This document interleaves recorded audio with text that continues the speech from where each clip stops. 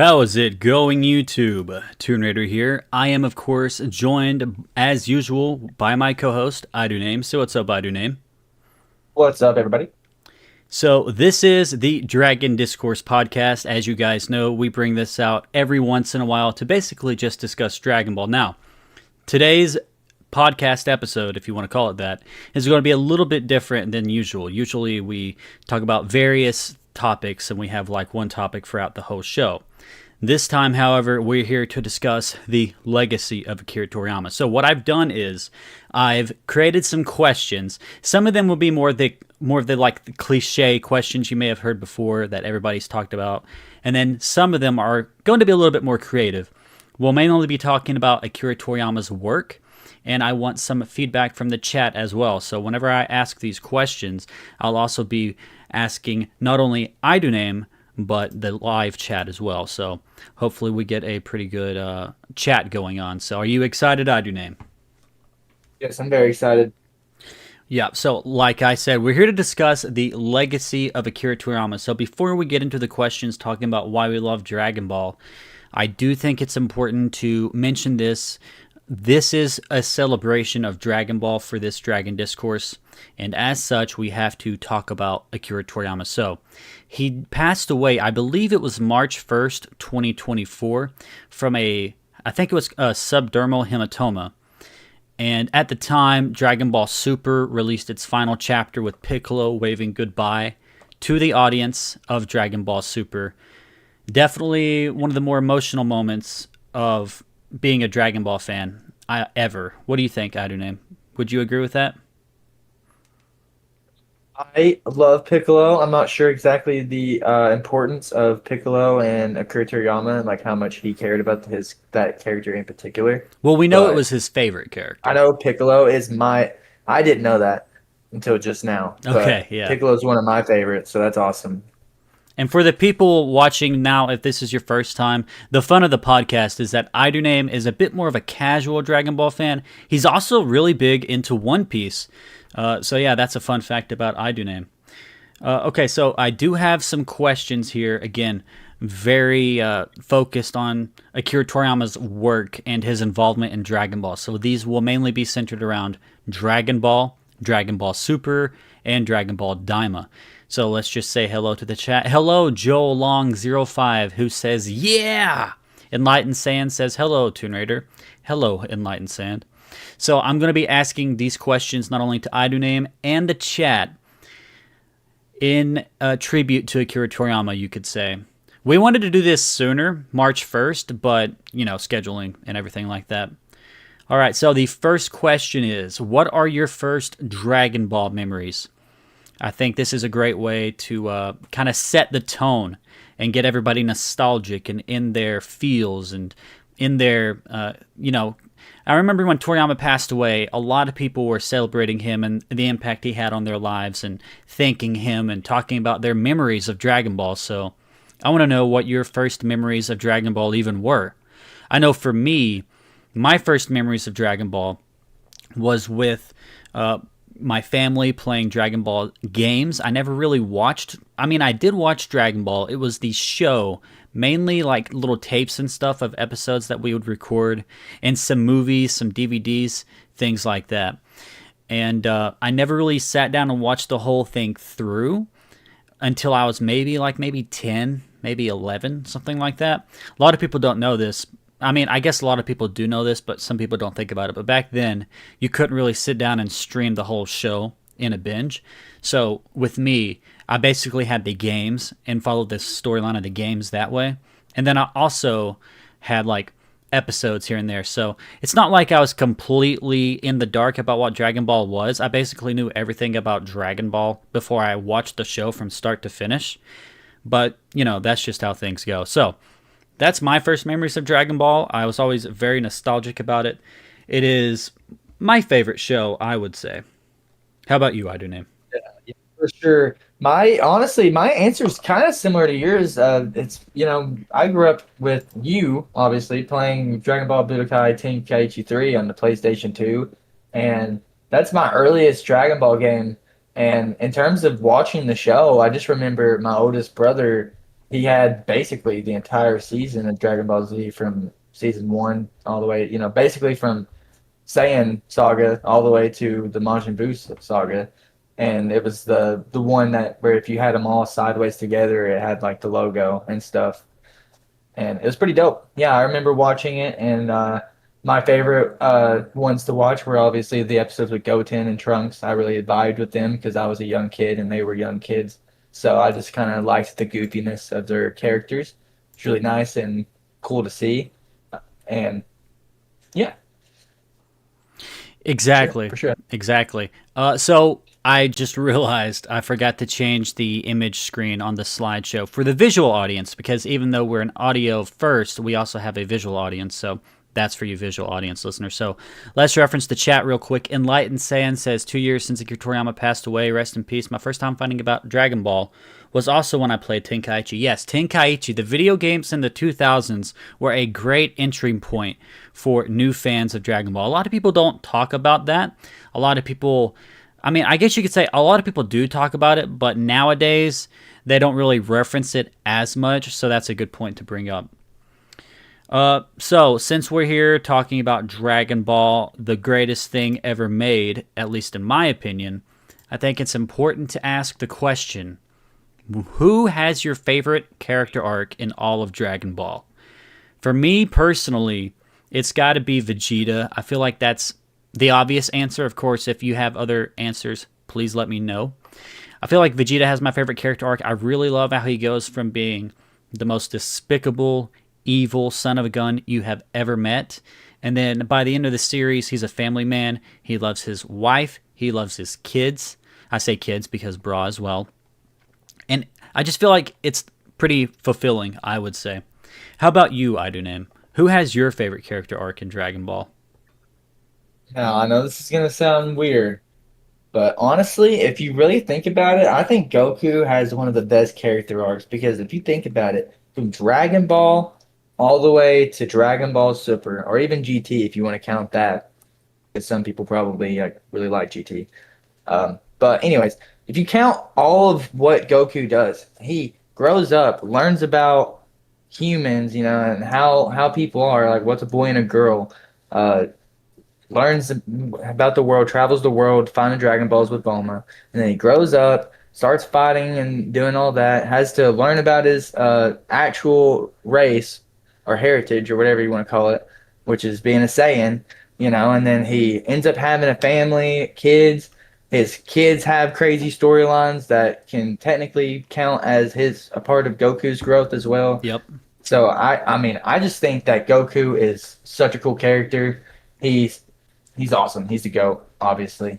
He's there's just too much you can say about Goku, but he's definitely probably my favorite character arc. I do agree with you on Vegeta though. I also think the new Broly is kind of really interesting, and another one that I could bring up is Frieza because they're doing a lot with him, and I think that Frieza definitely they're cooking with Frieza right now. I will say another honorable mention is Piccolo. Piccolo Jr. Now, some Mm-hmm. people give him too much credit because it's not like he was his dad. I feel like he had some goodness in him from the beginning, but I also really liked his arc. We also have some comments saying, same, Vegeta has some of the best character development across media. Goku is great too. Obviously, he's the MC after all. So, yes, Goku is Yeah, I good. agree. He has some complexity to him as well. He's not as simple as people make him out to be, but I do enjoy him more than some people might. All right, you ready for the next one, Iduname? This one's a tricky one. Absolutely. Favorite energy attack moment. Now, I say energy attack moment to make it fit for the image on screen for the visual audience. Just any key blast moment across the whole series, whether this is your favorite Kamehameha, your favorite Spirit Bomb attack, whatever you may think. For me personally, including all of Dragon Ball Super, and Dragon Ball Daima, because these are the things that Toriyama was most involved with, my favorite energy attack moment has got to be Goku's Spirit Bomb whenever he was basically ending Kid Buu, or Future Trunks annihilating Mecha Frieza.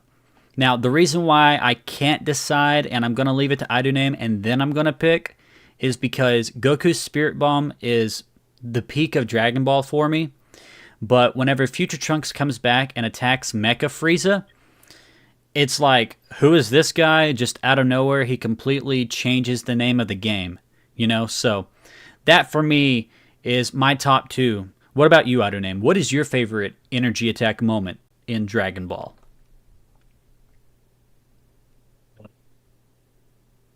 So,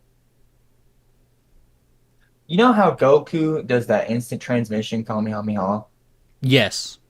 In Battle of Gods, the movie, the way they do it in that is like when he's like, so you want to use blast, he's like really petty about it, and then he uses the instant transmission Kamehameha on Beerus, and I think that moment is really badass.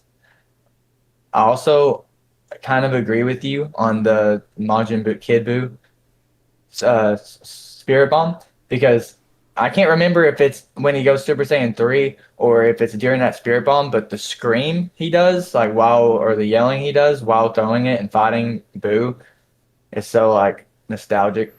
Yeah, basically anytime Goku's screaming, things are getting real. For real, for real. But yeah, Oh, I think I agree with you on the Spirit Bomb. Like if I had to pick, that would be my number one out of your two. okay, I'll agree with you then. Future Trunks cutting up Mecha Frieza and annihilating him is always going to be one of my top moments, but yeah, I don't think you can top Spirit Bomb Goku at the end of the Buu arc. Ooh, yeah. And now, If it's pure hype for me, it's Goku sliding Kamehameha and Light and Saiyan set. that's That's good. so true. That's a good one. And then, yes, Daima's Super Saiyan 4 Kamehameha. I definitely need to mention that as well. Super Saiyan 4 Daima Goku doing that Kamehameha that penetrates the other demon realms. That was really cool. I don't even remember that. That's probably the last That's the very last one. episode. That's the one I've seen, like probably the most recent. Yeah. Next question. One of my favorite questions. Favorite outfit across all of Dragon Ball. This is probably the toughest question that is ever going to be asked of anybody because there's so many great costumes in Dragon Ball. Akira Toriyama was a GOAT character designer, the greatest of all time character designer when it comes to designing characters. So, what outfit is your favorite? For This is me, honestly so easy for me. okay, well, if it's easy for you, I'll let you go first because for me, I have a few top All right, three. well, for me, it's Goku during I think it's the Cell games when he's just chilling. He has Oh, that really cool the like orange coat and it looks like everything. a jock. It looks like a jock like jock Yeah, wear or like some shit. yeah. It's honestly badass. I Yeah, I really really like that outfit he had. Like I remember it clear as day. It's really nice. I like it too. Enlightened Sand says End of Z Goku for me. End of Z Goku is really good. For me personally, whenever it comes to my favorite outfit, I have a top three, and it's gonna be in a weird order. It's kind of like basically no order, and then while I'm basically rationalizing it, I will be able to pick my top one. So one of them is going to be Great Saiyaman Gohan, but after he's lost most of his armor and he's just got the black undersuit and the green tunic, I guess you could say, and the belt. I always really like that visual, especially when he's a Super Saiyan in that outfit. Dang. So that's one of them. Another one is Future Trunks' regular design, just regular Future Trunks. I don't know how Toriyama was able to make a bowl cut and a short jean jacket work. I mean, it looks amazing. It's like, I don't know what you would call that. Is that like a crop top or something like that when it comes to, Yeah, because yeah, that's definitely a crop top. something like that. And then the third option, if I'm being honest, I was going to say End of Z Goku. I love End of Z Goku. And it's kind of like greenish pants and the blue gi. And it's like the symbolism behind it as well is just amazing.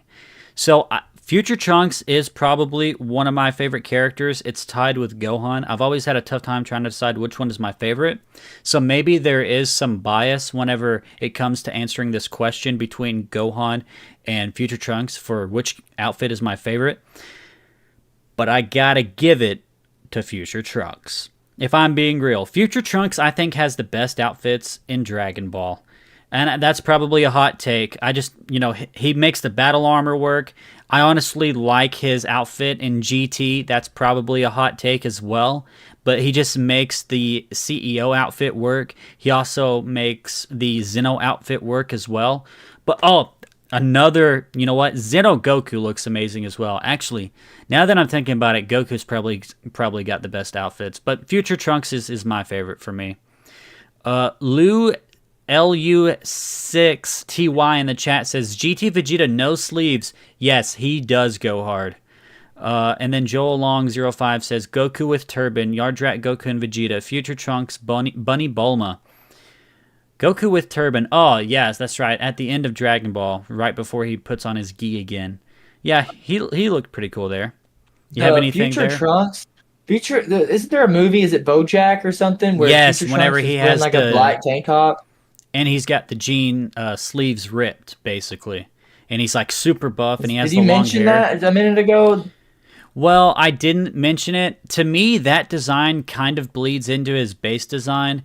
But you're right. It is basically. I think it looks better. I think it's like a little better. It is a different design. Honestly, though, I think there's something simplistically gorgeous about Toriyama doing the short bowl cut with the long sleeves and everything. Like, there's just something about that visual. It just blows me away every time. All right, you ready to move on to the next one? Absolutely. All right, this next one is one line that sticks with you. And if you have it pulled up on the visual, you see that? on the visual. It looks like you typoed. You have a typo. I have a typo? One like. Oh, one like that sticks with you. Okay. That's supposed to say one line that sticks with you. But, so basically, this question is an all-encompassing question. One line that sticks with you could be a meme, like the visual I'm using to represent this, which is a meme, or a very emotional moment in the series, or whatever line that sticks with you and you connect with the most. One line that always sticks with me is always going to be whenever Goku, basically at the end of Dragon Ball, again, I don't know if this is just nostalgia or bias or whatever, whenever he says, I hope you're reborn as someone good next time, or something like that. And then he goes, yeah. Now, you do have to paraphrase a lot of this because the original Japanese gets translated to English, so if your favorite line is something from, the Funimation dub or the Kai dub, that's fine as well.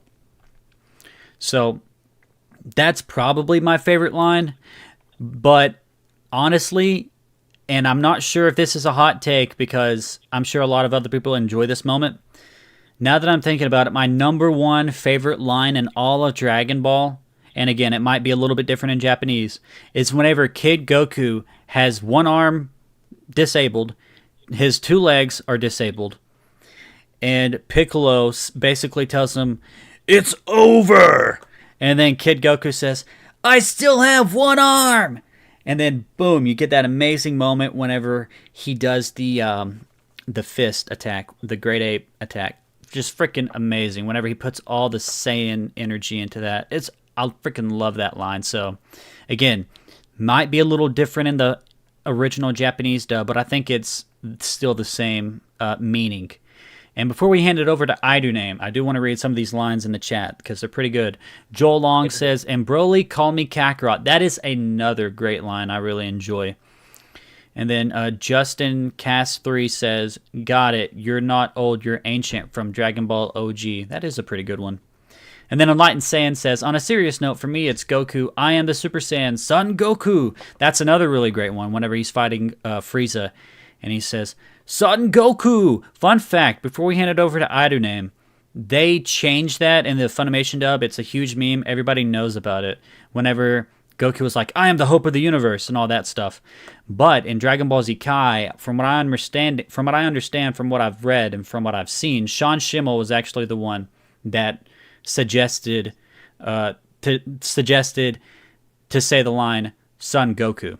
So he kind of basically, I don't want to say he made up for the Funimation dub change because he didn't write that script, but it's the same meaning. I did. How about you, I Do Name? What is your favorite line in Dragon Ball?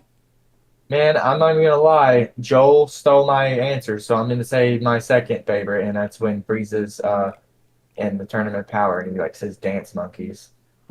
Yeah, that's pretty funny. Frieza had some great lines in the Tournament of Power, didn't he? Yeah, yeah, man, he did. He was going off. He was like, you know what? I might die. I might not be back in the show. I'm gonna go off. Yeah, it's like, oh, okay.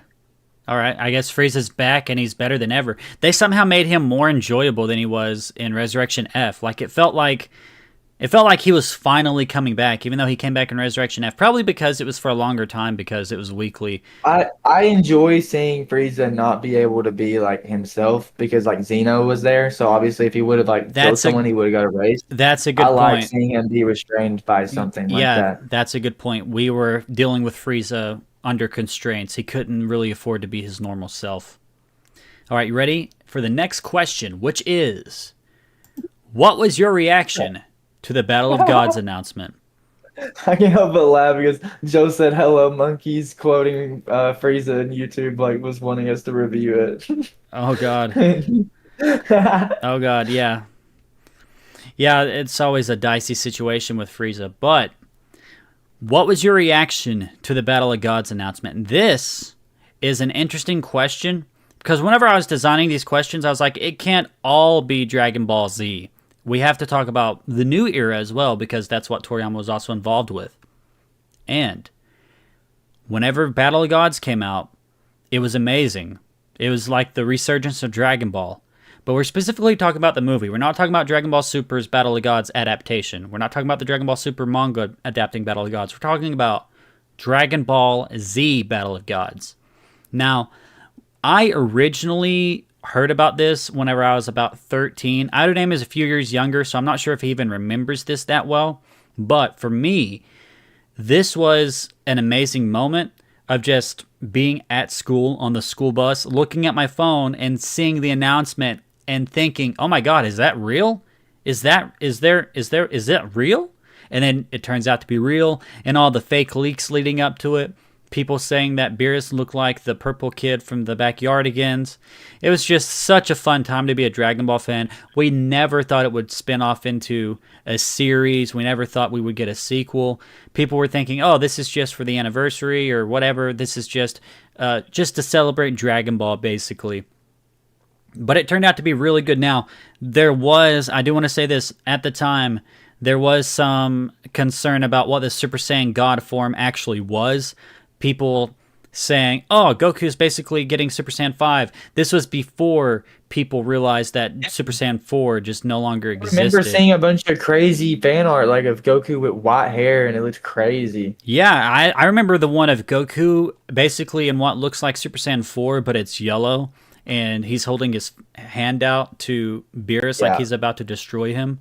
That was yeah. like, this was such a crazy time to be a Dragon Ball fan. We didn't expect any of the craziness that would come after, but this is just such a special time. Like some people in the comments saying, I still wasn't that much aware about Dragon Ball when this came out. Sorry, that's fine. That's another thing. This Battle of Gods announcement, the movie, it attracted a whole other audience. It got a lot more people into Dragon Ball. A lot of people are more aware of Dragon Ball now because of Battle of Gods. So yeah, that's fine.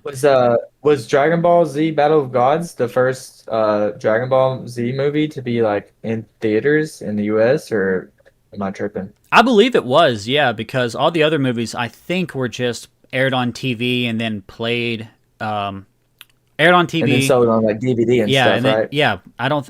If they did have theater releases, it was really limited.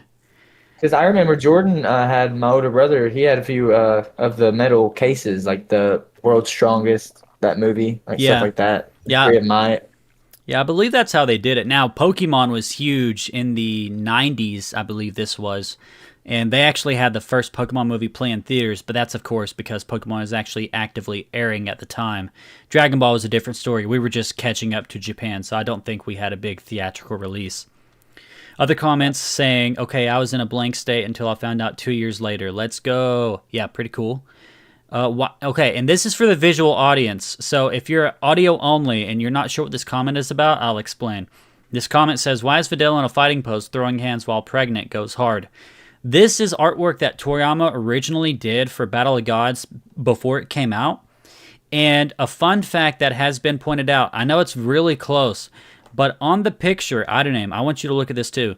On the picture, if you look above Goku's head, there is Dr. Briefs, or, Bulma's dad, or Bulma's mom. No, Bulma's dad. I don't know what I'm saying. And then right above him and Bulma's mom, you have Supreme Kai. Idoname, why is Supreme Kai in Toriyama's original artwork for Battle of Gods? Is there something inconsistent about that? Is that weird to you? I don't think it's weird because he's the first person shown in the movie. Is he? If I'm not mistaken. In the movie, it's Kibito Kai. That's yeah. right. Yeah. You're right. Yep. You're Yep. right. Geekdom 101 did mention this on his stream. He's mentioned it several times. This is another thing that goes back to Dragon Ball Daima and the continuity of it all. In Toriyama's mind, Supreme Kai was already defused at this point, and we had an explanation for that in Dragon Ball Daima. So I guess the animation staff decided to have Kibito Kai, and whenever Kibito Kai was in the movie and in Dragon Ball Super, that carried over into the Future Trunks saga and the Universe 6 versus Universe 7 saga and things like that. And because of that, they explained it in their own way. But then Dragon Ball Daima, which had more involvement from Toriyama, had his own explanation, which, again, it's just a fun thing to mention, is that here is Supreme Kai in Toriyama's original Battle of Gods artwork. I just think it's amazing. What do you think about that, Idoname? Isn't that interesting? Yeah, that's crazy. I never noticed that. Yeah. All right, next question. We're kind of speedrunning this because we can't go too long, but what is your favorite arc of Dragon Ball Super? Now, the first topic of this new era that I talked about was Battle of Gods, very specifically because I knew we would get this question. What is the best arc of Dragon Ball Super? We're talking like manga, right? All of Dragon Ball Super and manga? We are talking Dragon Ball Super, period. We're talking about the anime, the manga, okay. and the movies. Det Bird says, what's up, Tune? What is up, Det Bird? Majin Bird, Det Bird. Enlightened Sand says, Moro arc, no question. I absolutely love the Moro arc. The Moro arc is a lot of fun. Idoname, do you have any ideas of what your favorite arc of Dragon Ball Super is?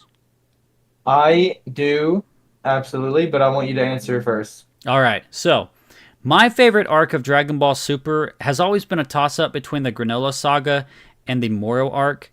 And I know to some people that may seem like a cop-out. Some people may think that's a bit weird, ridiculous, like, why are you thinking Moro arc or Granola arc? Because to a lot of people, the Tournament of Power is the peak. But the Tournament of Power, to me, has always been disappointing. I don't know, that's probably like my definitive hot take if I had to guess. I'm not sure how other people feel about the TOP.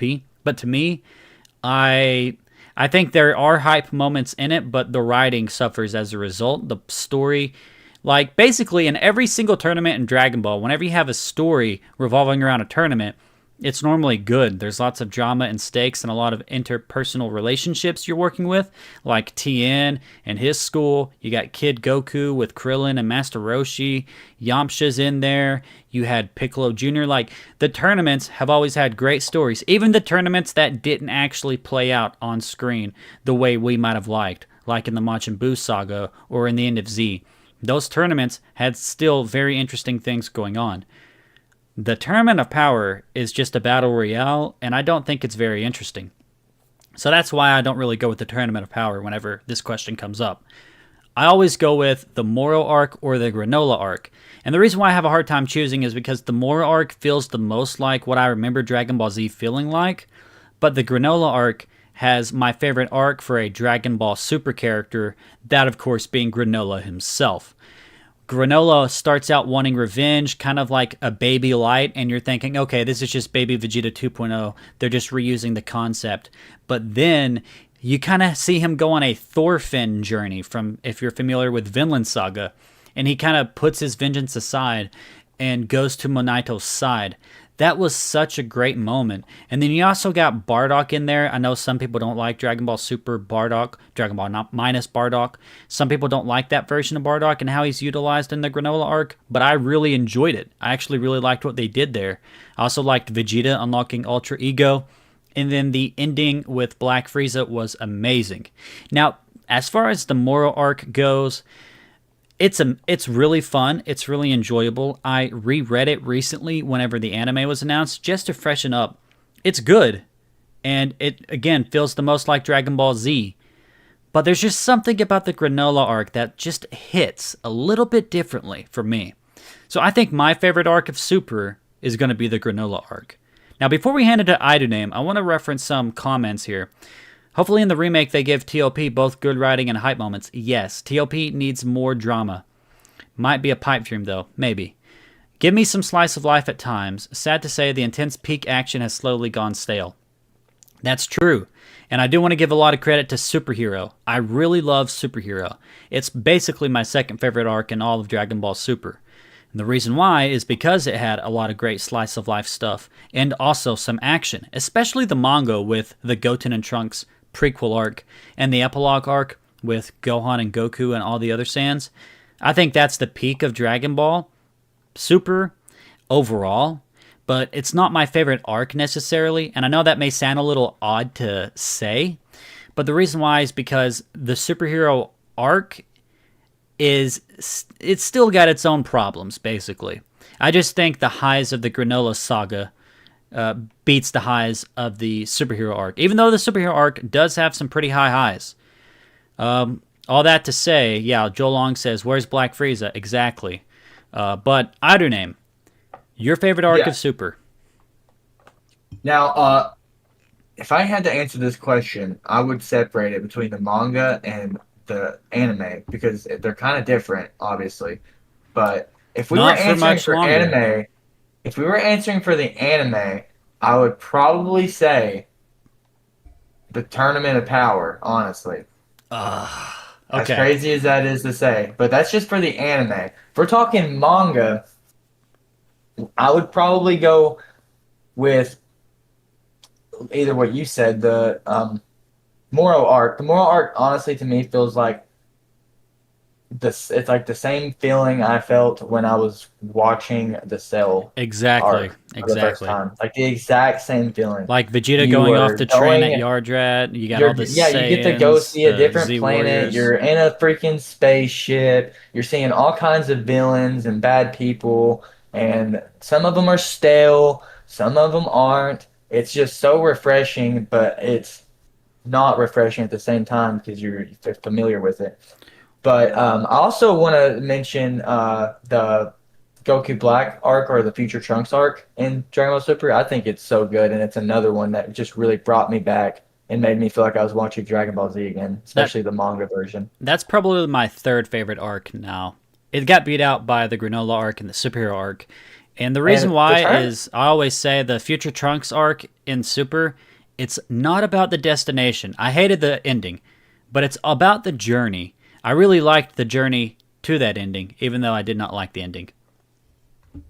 Yeah, for sure. And the Tournament of Power arc, like I'm pretty sure we said this before, like probably last episode, but it was just like I feel like it's just like it was dragged out so long. So many people should have just been eliminated so much sooner. I feel like they should have made it like I feel like a lot of the stronger people should have had a lot more denser fights, kind of like Goku had with Kefla. You know, like just more fights that were crazy like that. You know. Yeah, a lot of the fights didn't last very long.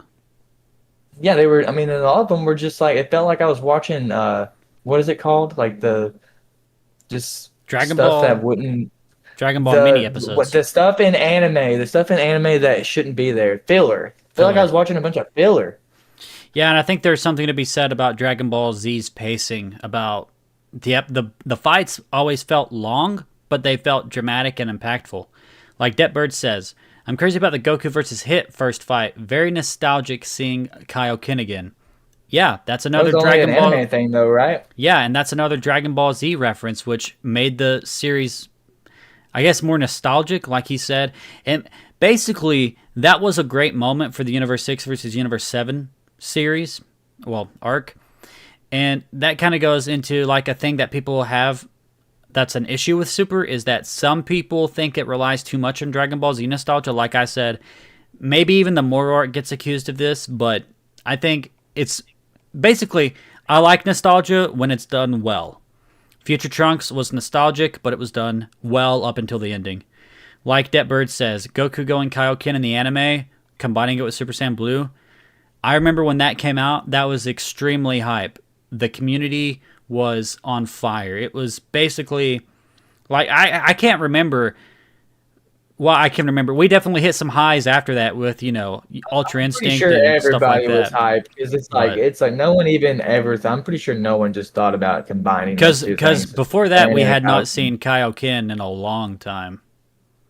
yeah, it just got overshadowed by Super Saiyan, and like I said, no one ever really thought about combining it. And the fact that they did that was just like I remember when I first seen it, I was like, "Holy, you can do this! This is possible." Yeah. And to address this comment, fun fact, Blue Kaioken actually exists in the manga. It's confirmed on the official site. It is, from what I understand, but weirdly enough, in the manga, in the colored version, there's no red aura. So even though the site says it's Kaioken, I'm like, dude, is that Kaioken? There's no red. I mean, I don't know. I don't know. And then Joel Long says, it's like fusion for a transformation, though. In my opinion, it's got that effect. yeah, So I when you're really, watching, or yes, watching them fuse. and I want like more of the human characters to learn Kaioken. If I'm being honest, that's like a good way to make them relevant.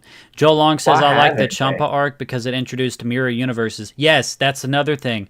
Well, I think the mirror universes thing was introduced in the Battle of Gods anime, but they definitely fleshed it out in the Champa arc. I don't know. Did you have something else you wanted to say? I remember that comment about the slice of life.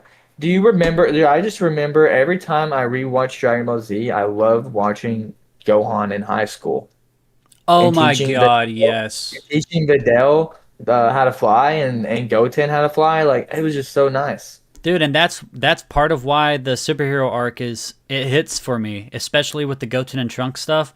Whenever Toyotaro did, I can't remember what interview it was, but he did an interview where he basically confirmed that his main inspiration for the Goten and Trunks arc in the superhero arc remake, I guess you could say the readaptation, was Yeah. that Gohan arc in Dragon Ball Z, and I think he executed flawlessly on what he was setting out to do.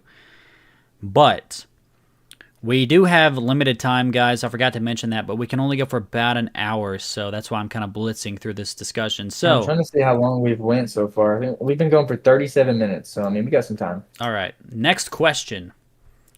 Broly or superhero? This is the question on everybody's mind. There are two Dragon Ball Super movies. Both of them are really good in their own ways. Now, okay. I was gonna say before we talk about okay. Now, I guess you could say this is a hot take. Probably is because Broly gets a lot of the love. We even did a podcast where we ranked all the movies, and we both agreed that Broly was the best Dragon Ball movie. But is it At the least the best? guys your girlfriend tells you not to worry about. You could say that, but I've done some soul searching since we ranked all the movies. I've looked inside and faced my demons. It's not as easy as you may think. Hear me out. Dragon Ball Super Superhero does something that Dragon Ball Super Broly refuses to do. It puts Goku and Vegeta on the back burner.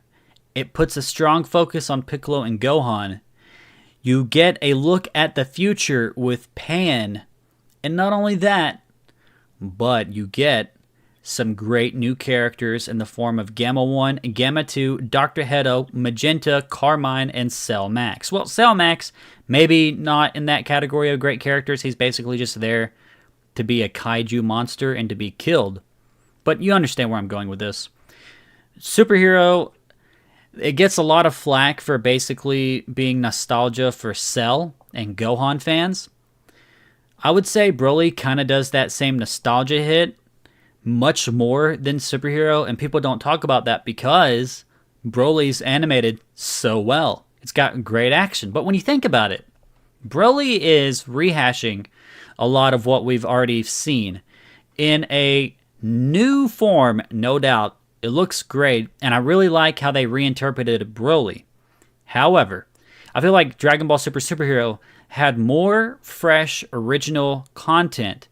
And basically, as a Gohan fanboy, it did something for me that Broly could never do, which is brought a character which was literally assassinated in the Resurrection F arc of the anime.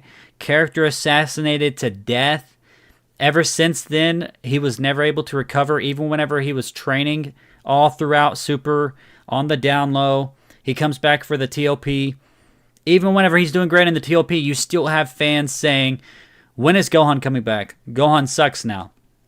So what did they do? They gave him a new form, which completely changes the narrative. You can't say he sucks now because there is no more argument of he sucks now. He has a new form. And a new form, most Dragon Ball fans understand, is a definitive power-up. So it's not like he's going to slip up on training and his ultimate form is going to go away and he can only access Super Saiyan. This is Beast. And if you've read the manga, it's showing he's able to access it flawlessly. But this is about the movie.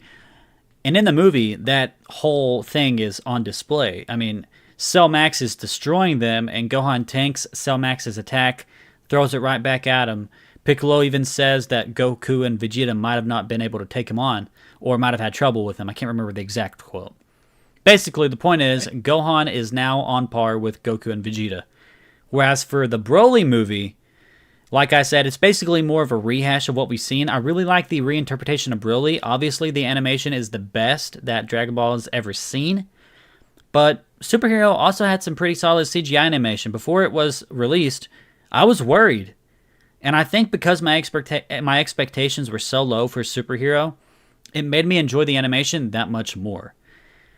But yeah, kind of drawn out, long explanation, but I feel like I had to lay my case out and justify myself here. But yeah, I prefer Superhero now. A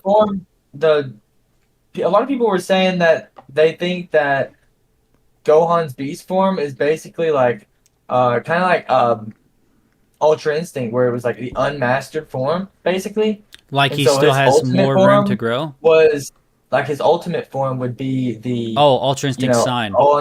yeah, and then the Beast form is obviously his mastered because he has full control of it, and it's not technically a Super Saiyan form. Like at least I wouldn't think so. It doesn't look like it. It could be. Who knows? But I kind of agree with that theory or opinion. It makes a lot of sense to me, especially if you consider the fact that he got the ultimate form really fast after he was training with Elder Kai. It kind of makes sense for it to take a while for him to master it, especially with how much he trains. You know, he doesn't train a lot or master things a lot. I don't know. You want to read that comment from Enlightened Saiyan, the latest comment we got in the chat? Absolutely. A lot of people now saying it's as cool. I think that's concerning Beast Gohan. I think a lot of forms in Dragon Ball could be labeled that way, if I'm being honest. Yeah. People don't like to admit it, but I mean, Super Saiyan Goku was the peak of earned transformations that feel great, but there are several forms that feel that way. Yeah. Super Saiyan 3, in my opinion, is an ass pull. And then you got Ultra Instinct. It's literally the biggest fucking ass pull ever in the show. They kind of do. They kind of like retroactively set it up, and it's like, oh, Goku's acting on instinct. But I mean, when you think about it, I just don't like how it was executed with the Spirit Bomb because I felt like Blue was a big one. What?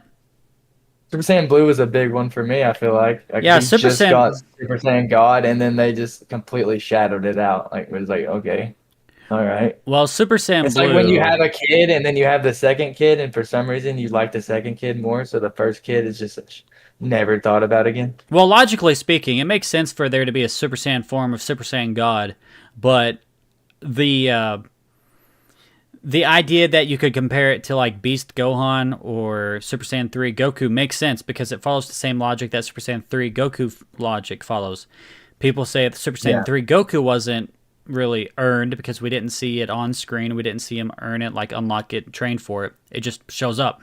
That's how Super Saiyan Blue is. Like, logically, it makes sense that he would be able to access it eventually, but just the very fact of us not seeing the training just makes it feel like it's not earned. And yeah. We then basically feel like Vegeta feels when he finds out. And then we got some comments here. Nostalgia bait for Broly. I admit that. I do remember Superhero giving me Slice of Life, though. Another comment saying, Hero gave my boy Piccolo and Gohan some love. Exactly.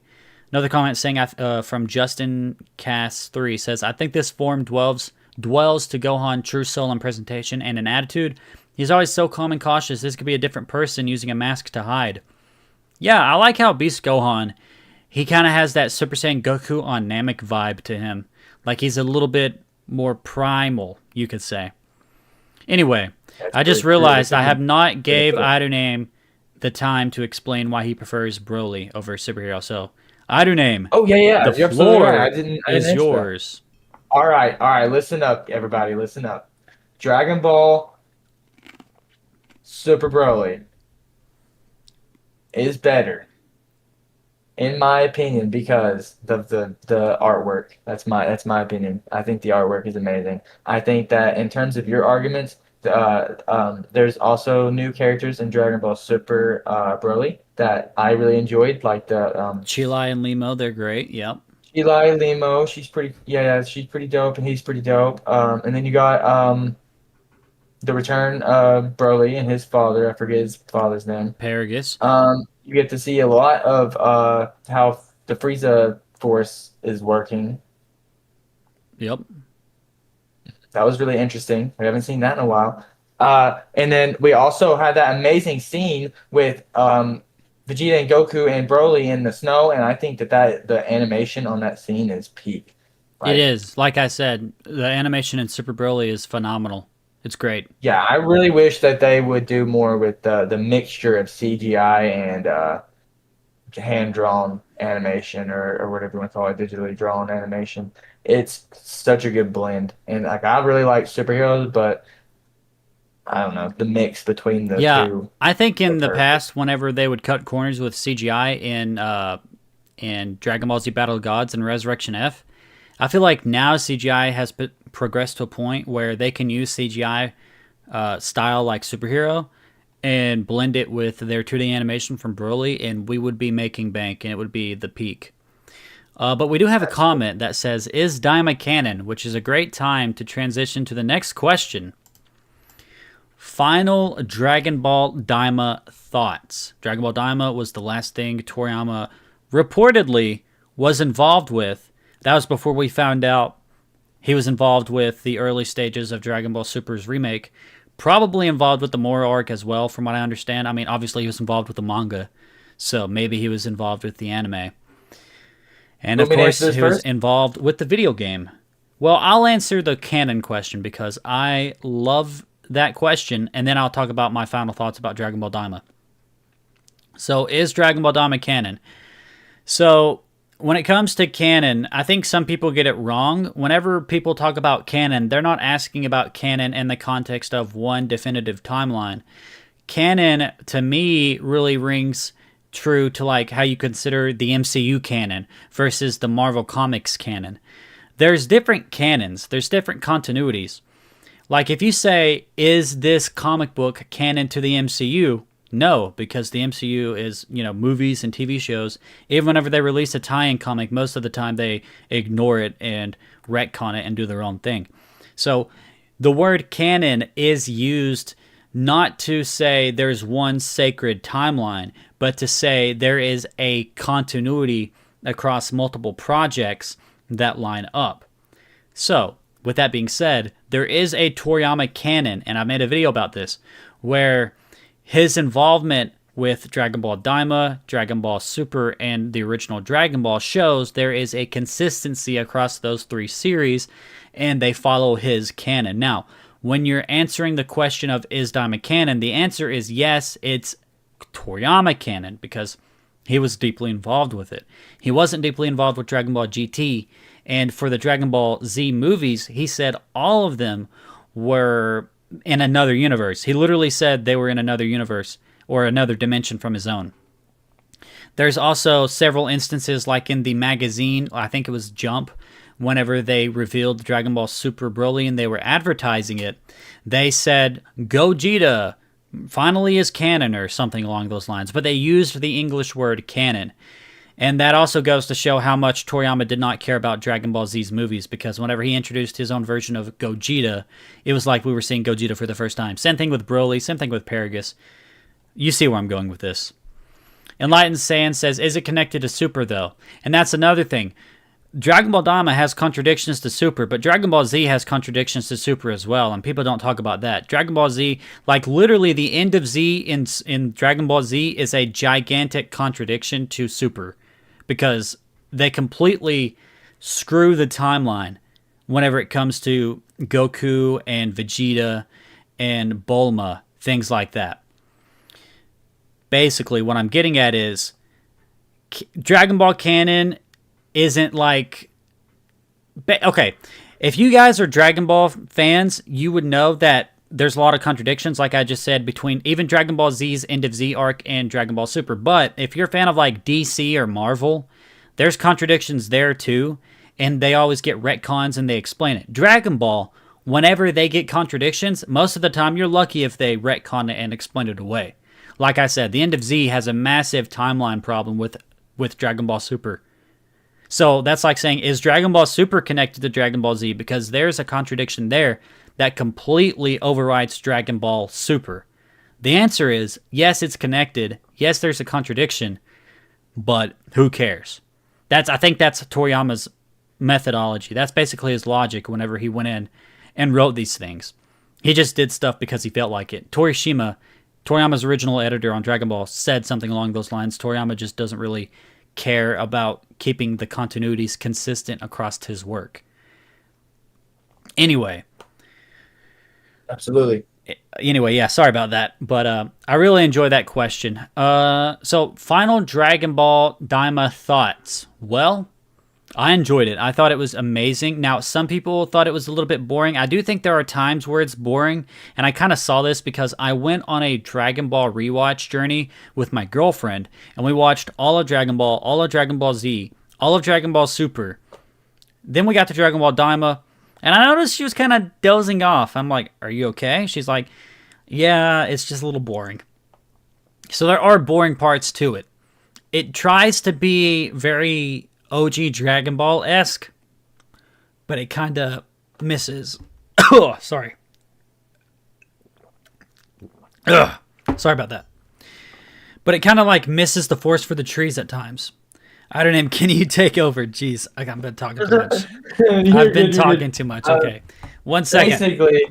Basically, my opinion is what he was just saying. It's very reminiscent of OG Dragon Ball. If you never watched OG Dragon Ball, you didn't really see a lot of Kamehamehas, and when he did, it basically knocked down a car sideways. It didn't like make any crazy explosions. Unless you've seen Master Roshi do it or something, or later on in Dragon Ball when Goku like starts to get really good at it. And so basically, Dragon Ball is like exploring and a lot of exploring and puzzle solving type things, I guess, and it's really cool, and that's kind of why I like Dragon Ball Daima. It really brought me back to watching Dragon Ball, OG Dragon Ball. It was really cool, and the new characters, the goofiness of them all, the way they all interact with each other, Yes. I think it's really cool. And of course, they did something fresh by making them all children, which I thought was really cool. They could have, had them all be normal the way they always look, but I think having them all be kids and kind of make it where it makes sense for them not to be using their full strength, rather, because it wouldn't feel like Dragon Ball. It would feel like Dragon Ball if they were adults and doing everything the way they were, but you'd be like asking, like, why aren't they going Super Saiyan? Why aren't they doing this? You know what I mean? Yeah. And the child thing kind of just made that make a lot of sense, made it where you couldn't even ask that question. I really appreciate that. And of course, it's one of Toriyama's last works, or if it is his Have last a good work. night, Something like Enlightened that. saying. So yeah. very, very awesome. I really enjoyed Daima. For what it was definitely worth it. I agree. And sorry about my voice. I have so much sympathy for voice actors. I've just been talking for maybe an hour now, and I'm already losing my voice. But that's fine. We're wrapping up soon, anyways. But yes, in a nutshell, because I can't go on much longer, obviously, I enjoyed Dragon Ball Daima a lot. I think the last 4 episodes were peak. I think maybe 6 episodes were okay. I think you could delete the giant episode, the episode focusing on the giants. But I think overall it was good. I enjoyed it.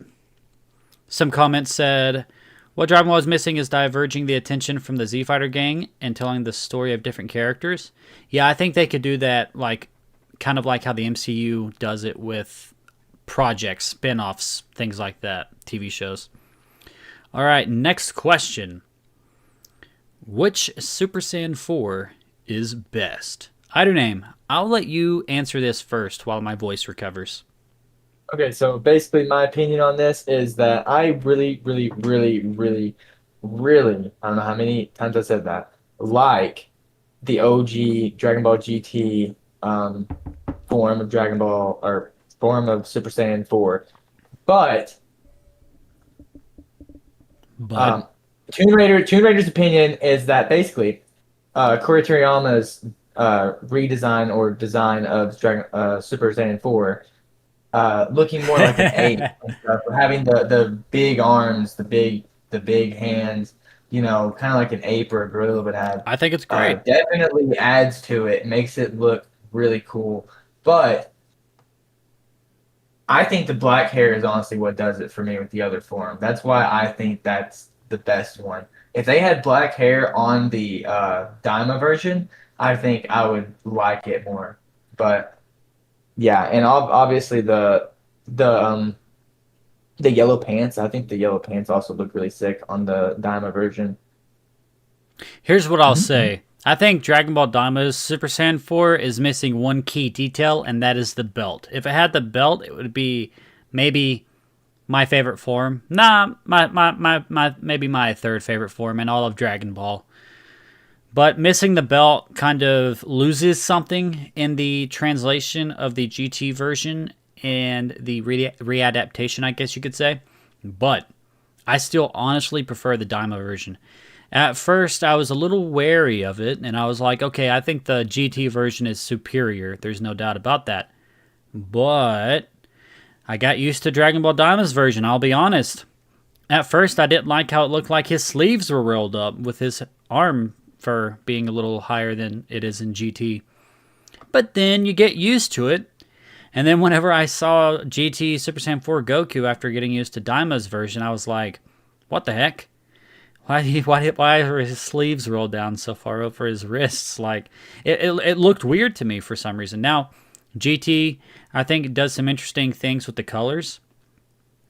For example, I really like how on Dragon Ball GT Super Saiyan 4, he has yellow eyes, he has red eyeshadow and black hair. There's a lot of color contrast, I guess you could say. But, Yeah, but, if I'm being honest, I think Dragon Ball Daima's red hair, red eyes, red fur all blends together in a beautiful way.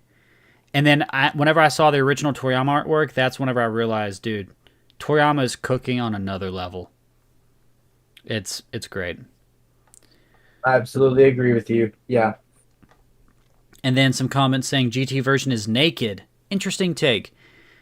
I guess you could say they're both about equally naked. And then, fun question. Y'all think Toyotaro would do a Super Saiyan 5? I wouldn't put it past him. And that's a good moment to talk about our last question, because we do have to go soon. Where do we go from here? Where do we go from here? Fun question to end it on. Fun question. I do name. All right.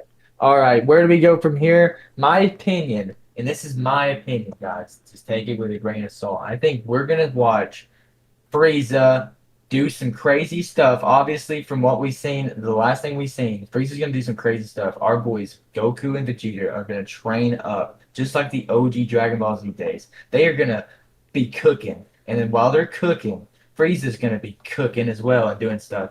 And so by the end of all of that, all of the fighting, and then all the fighting between Goku, Vegeta, Frieza, rest of whoever shows up, Frieza's gonna somehow turn into a good guy. That's my theory. That's where we go from here. I know I went off. I know I went off the rails a little bit, guys, but I I think I gave too think much there is airtime to no Goku. future where Frieza's a good guy. I think we're gonna get Vegeta. Vegeta is going to say no more resurrections. No resurrections this time, like he said in the original. And instead of getting cut off by Goku, Vegeta is going to use destruction energy, and Frieza is going to be erased forever. Frieza never comes back. That's the end of Frieza. Literal peak. Well, Literal oh my peak. gosh. X Coda says honors forever. I do not understand that question. That Wait. comment, I guess you could say. And then Universal Emperor, Universal Calamity to erase the other gods. Yes, Black Frieza going on a conquest to kill the gods would be a great way to open the new arc if we ever get it. I don't know. How much longer can you go? I know you have a hard stop. We have reached my limit. Okay. All right. So this was a fun discussion. And let's transition it to Akira Toriyama. In closing, I want to say thank you all for gathering around here. Like I said at the beginning, I wanted to do this a lot sooner, but scheduling conflicts, things like that. So, Toriyama will be missed. His legacy lives on. Dragon Ball is going to continue, whether that's through Akio Iyoku or Toyotaro's manga, maybe both. Hopefully, we get an announcement of the manga soon. But, yeah, any last words you want to say, I do name, before we close this out? I absolutely love Dragon Ball, and I appreciate everything Akira Toriyama did.